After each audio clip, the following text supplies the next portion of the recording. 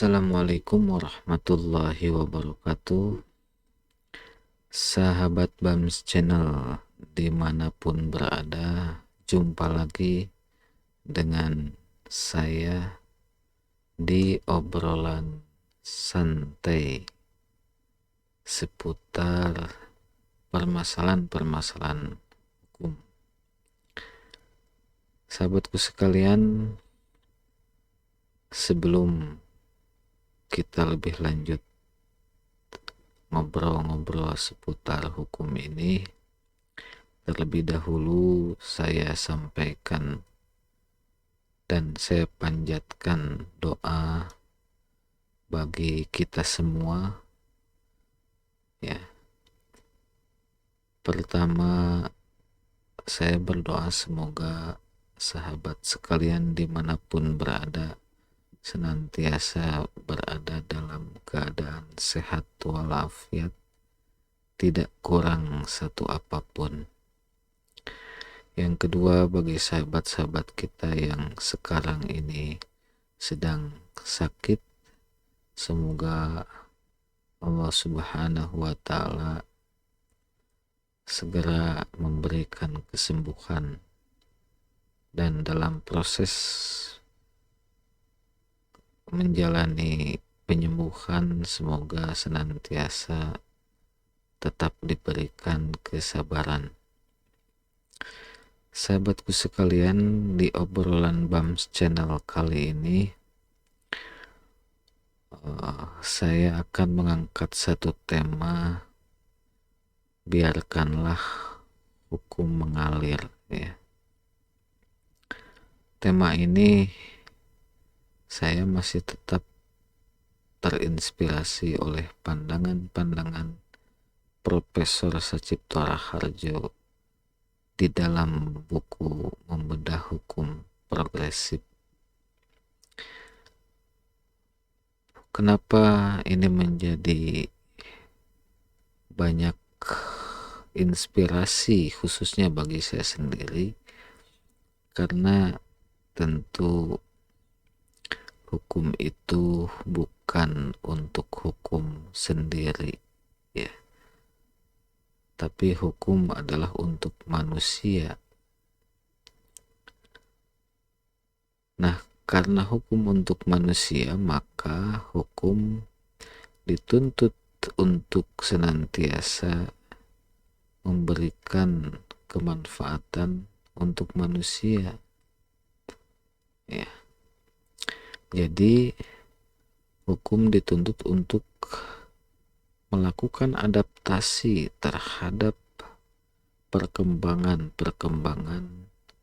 seiring dengan perkembangan yang terjadi di dalam diri manusia itu sendiri, ya. Makanya Profesor Sacipto Raharjo menyampaikan biarlah hukum itu mengalir, begitu, ya. Sahabatku sekalian, terkait dengan pandangan hukum mengalir ini, kalaulah kita analogikan hukum sebagai air, ya, biasanya air itu mengalir dari dataran tinggi ke dataran rendah, kan begitu. Jadi kalau hukum air itu top down, bukan bottom up.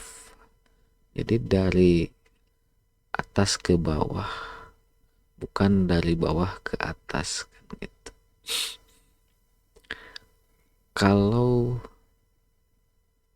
hukum diibaratkan sebagai air, artinya dia mengalir dari atas ke bawah. Hukum itu ketika diformulasikan secara idealis, ya, dari dunia ide, tetap dia harus membumi, begitu. Karena kalau melayang-layang bukan lagi hukum mengalir, tapi hukum mengudara, menguap, tidak jelas bentuknya. Jadi hukum dituntut untuk mampu membumi, ya, tidak berada di awang-awang. Hukum harus mampu diimplementasikan. Hukum harus mampu memberi kemanfaatan. Jadi hukum mengalir itu, ya, hukum harus mampu masuk ke sela-sela berbagai kehidupan yang terjadi di masyarakat kita. Hukum harus membumi. Jadi hukum tidak berada di awang-awang. Memang dalam hukum itu seringkali terjadi kesenjangan. Kita berbicara hukum tentang sesuatu yang semestinya atau keharusan, sesuatu yang harusnya terjadi begitu. Tapi dalam prakteknya tidak demikian gitu. Ya. Makanya pandangan hukum biarlah mengalir ini merupakan isyarat bahwa hukum itu ya harus terasa manfaatnya oleh masyarakat, yang dalam istilah lain hukum itu harus mampu memberikan kebahagiaan. Hukum itu juga harus aplikatif, dapat dilaksanakan begitu. Kalau kita mengambil perumpamaan seperti air. Jadi sifat air itu dia memang mengikuti tempat, ya. Mengikuti tempat. Ketika air dimasukkan ke botol, maka dia akan mengikuti bentuk botol itu. Ketika dia dimasuki ke tempat yang bentuknya bulat, maka dia akan membentuk sesuai dengan tempat itu. Ketika air dimasukkan ke tempat yang bentuknya persegi 4, maka air pun akan mengikuti bentuk seperti itu. Nah, biarkanlah hukum itu mengalir. Sahabatku sekalian, jadi dalam konteks hukum mengalir ini, dalam pandangan Profesor Sacipto Raharjo, bukan manusia yang harus mengikuti hukum, tapi hukum yang harus mampu mengikuti perkembangan yang terjadi di dalam masyarakat. Ya. Sahabatku sekalian, mungkin dalam beberapa produk perundang-undangan, baik di tingkat pusat, apalagi mungkin di tingkat daerah seperti dalam bentuk perda, selalu saja ada yang tidak aplikatif dan yang tidak implementatif, ya. Nah, dalam konteks ini pertanyaan Profesor Sacipto Raharjo, ya, hukum itu kan bukan hukum dibuat, hukum dirumuskan, dibuat itu tidak untuk hukum sendiri, tapi untuk memberikan kemanfaatan, yang dalam istilah lain harus mampu memberikan kebahagiaan.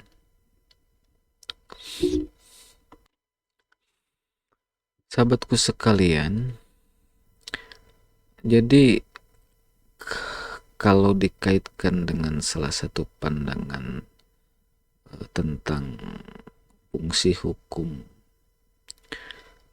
yang disebutkan oleh Roscoffon gitu ya,